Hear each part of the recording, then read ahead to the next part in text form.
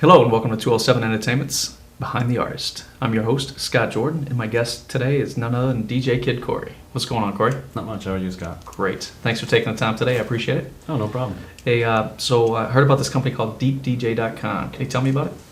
It's my own DJ company. We have quite a few guys that DJ for me, but we're mostly, we'll do any kind of parties, proms, weddings, nightclubs, bars. So how'd you get into DJing? I'm originally from a small town in Down East, Maine. Down East, Maine. So... Pembroke. Pembroke. Yeah. Never heard of it. Where's that near? Calais, Machias. So kind of near the Canadian border a little bit? Yeah. How many people? Maybe 250. And they DJ'd up there?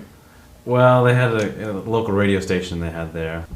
There wasn't really a whole lot. There was one station. When I turned 15, my mom was a big advocate that you should have a job, you should be doing something. Right.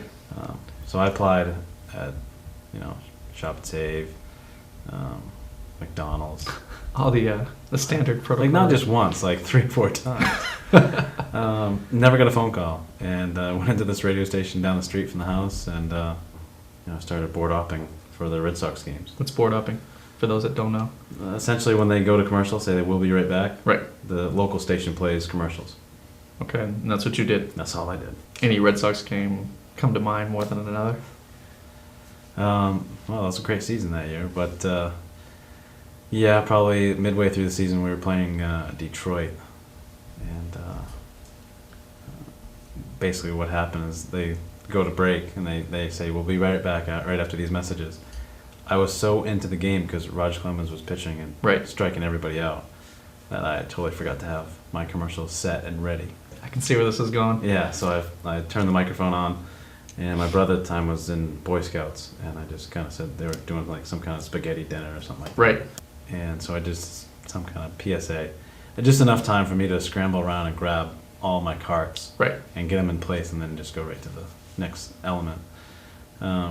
So it wasn't as bad as I thought, right, until I got home from school on Monday, and my mom had told me that my boss called and wanted to see me, and I was like, oh no, I know what it's about. Right.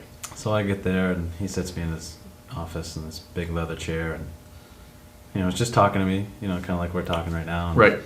He says, hey, I was listening to that game. It was a good game, wasn't it? And I was like, yeah, it was. It was really good. Can I go now? That's what I'm thinking. And he's like, I heard this commercial I've never heard before. Something about the Boy Scouts and food or something like that. And he's like, can you tell me a little bit about that? I said, yeah. I was so into the game, right, that I forgot to have my commercials ready. And there was that second of dead air. I didn't know what to do, so I turned the microphone on. I talked. I know I'm not supposed to talk, and I'm really sorry. It won't happen again. And as my face is getting red, and you're sinking further down in the chair, right? Oh yeah, bad. He's like, well, that was good thinking. And I'm sinking lower and lower to the chair, and I'm sweating. Right. I'm like, I'm gonna get fired. And he's like, how would you like to do Sundays from 6 in the morning till noon? Really? And I perked right back up. And I'm just like, yeah, I'll do that. So, you have to get there. Back then, you had to get there an hour before your show. Right. You had a wall of records, and you had to go from one side to the other, pick your music. Right. It was cool. So you stayed with sports for that Sunday, or was it music? I did. I still did the Red Sox board hopping at the time, and I did that one Sunday show. And I did that right until I graduated high school. There was a particular station you would DJ'd at a while back, and it wasn't you doing it, but during or maybe it was during the lunchtime hour, they had a old school lunch hour, and to get your request called, da-da-da-da-da. If I was one of those callers calling in that day, was that request actually happening that day? No. For the most part, they got used to that, because I would say, hey, if I don't get a chance to play your request today, you'll hear it tomorrow. And that was always... Oh, you're saying that on the air? Yeah, I'm saying that on the air. Yeah. So gotcha. That's the difference, where if you play up that art that you're going to do that, then they're apt to just say, oh, okay, cool, and I'm going to listen tomorrow. Because I like listening anyway. Right. If you're playing the right type of music, which when you do all the research and stuff, you're pretty much playing a request beforehand anyway. Right. Hey, Corey, thanks again for joining us today. I appreciate it. Folks, thanks again for logging on to 207 Entertainment's Behind the Artist. Stay tuned for future updates.